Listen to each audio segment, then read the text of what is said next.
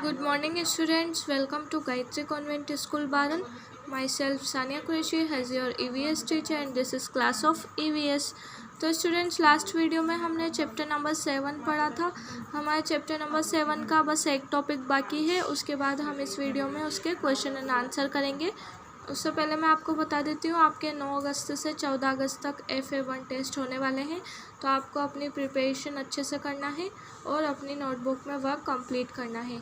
Okay students, तो आइए हम हमारा चैप्टर स्टार्ट करते हैं। चैप्टर नंबर 7 हमारा चल रहा है, तो आप अपनी बुक ओपन कीजिए और चैप्टर नंबर 7 निकालिए। ओके, तो देखिए स्टूडेंट्स, हमने चैप्टर नंबर 7 निकाल लिया है। हमारा चैप्टर नंबर 7 था वृक्षों की महिमा। तो हमने इस चैप्टर में अमृता देवी के बारे में पढ़ा कि अमृता देवी ने पेड़ों को काटने से बचाने के लिए कैसे अपना बलिदान दिया। और फिर हमने वन संपदा संरक्षण के बारे में पढ़ा, चारागाह और रण के बारे में पढ़ा कि वहाँ पे पेड़ नहीं काटे जाते। फिर उसके बाद हमने ये संरक्षण उद्यान अभ्यारण्य इन सब के बारे में पढ़ा कि कौन सा अभ्यारण्य कहाँ पर है, ये सब पढ़ा। अब हमारा टॉपिक है खाद्य श्रृंखला। हमारा टॉपिक क्या है? खाद्य श्रृंखला। तो हम स्टार्ट करते हैं।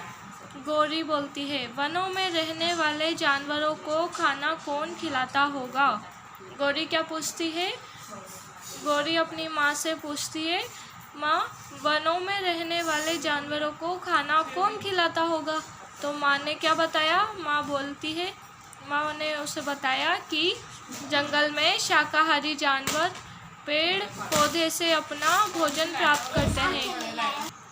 तो उससे माँ ने क्या बताया कि जंगल में शाकाहारी जानवर मतलब ऐसे जानवर जो सिर्फ पेड़ पौधे खाते हैं। तो शाकाहारी जानवर पेड़ पौधों से अपना भोजन प्राप्त करते हैं, मतलब शाकाहारी जो जानवर रहते हैं वो जंगल के पेड़ पौधे खाकर अपना पेट भर लेते हैं। और जो मांसाहारी जानवर है वो क्या करते हैं? छोटे जानवरों को खाकर अपना पेट भरते हैं। मांसाहारी जानवर वो होते हैं जो मांस खाते हैं, ठीक है। तो मांसाहारी जानवर छोटे जानवरों को खा के अपना पेट भर लेते हैं। जैसे ये देखो, पौधे कौन खाता है? खरगोश। पौधे कौन खाता है? खरगोश। खरगोश शाकाहारी होता है। और खरगोश को कौन खाता है? लोमड़ी। क्यों? लोमड़ी मांसाहारी होती है। और फिर लोमड़ी को कौन खाता है? शेर।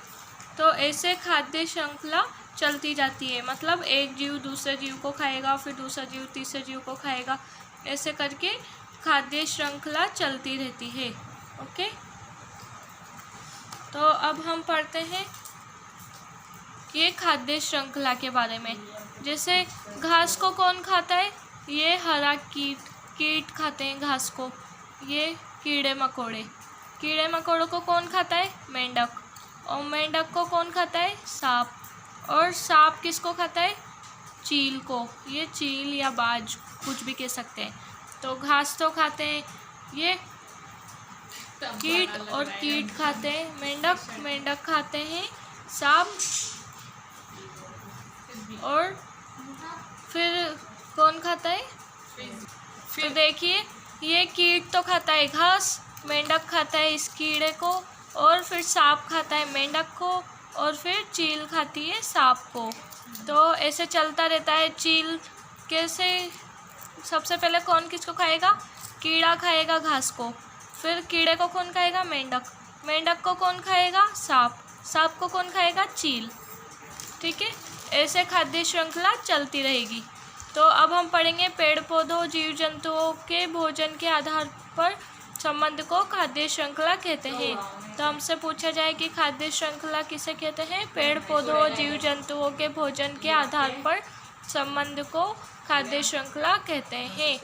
तो स्टूडेंट्स, अब ये चैप्टर हमारा कंप्लीट हो गया है। इसके क्वेश्चन एंड आंसर हमें सॉल्व करना है। तो आप अपनी नोटबुक में क्वेश्चन एंड आंसर नोट कर लीजिए। आप सबसे पहले क्वेश्चन नोट कीजिए, क्वेश्चन नंबर फर्स्ट। तो हम इस नोटबुक में क्वेश्चन नोट करना स्टार्ट करते हैं। तो देखिए स्टूडेंट्स, हमने इस नोटबुक पे डेट को मेंशन किया है, अपना पार्ट का नंबर डाला है, पार्ट का नेम। और क्वेश्चन नंबर फर्स्ट था हमारा, खाद्य श्रृंखला से आप क्या समझते हैं? क्वेश्चन नंबर फर्स्ट क्या था हमारा? खाद्य श्रृंखला से आप क्या समझते हैं, उदाहरण दीजिए। तो ये हमने अपनी नोटबुक में नोट कर लिया है। अब हम इसका आंसर क्या देंगे? जंगल में एक जीव दूसरे जीव को खाता है, हमने यही पढ़ा था। जंगल में एक जीव दूसरे जीव को खाता है, इस प्रकार खाद्य श्रृंखला बनती है। जैसे खरगोश पौधे को खाते हैं, लोमड़ी को खरगोश खाता है, पौधे। तो स्टूडेंट्स, जैसे पौधे को खरगोश खाता है और खरगोश को लोमड़ी खाती है और लोमड़ी को शेर खाते हैं, ऐसे खाद्य श्रृंखला चलती जाती है। तो अब हमारा क्वेश्चन नंबर 2 है, अभ्यारण्य से आप क्या समझते हैं?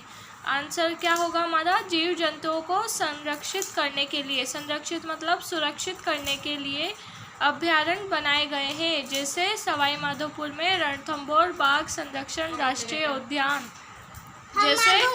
जैसे सवाई माधोपुर में रणथंभौर बाघ संरक्षण राष्ट्रीय उद्यान। अब हमारा क्वेश्चन नंबर 3 है, चिपको आंदोलन के बारे में लिखिए। तो हमारा आंसर क्या होगा? खेजड़ी वृक्ष को बचाने के लिए अमृता देवी ने अपना बलिदान दिया, जिसकी प्रेरणा से चिपको आंदोलन चलाया गया। ठीक है, तो ये हमारा क्वेश्चन नंबर 3 भी सॉल्व हो चुका है। अब क्वेश्चन नंबर 4 स्टार्ट करेंगे। तो देखिए स्टूडेंट्स, अब हमारा क्वेश्चन नंबर 4 है, पेड़ों से होने वाले लाभों की सूची बनाइए।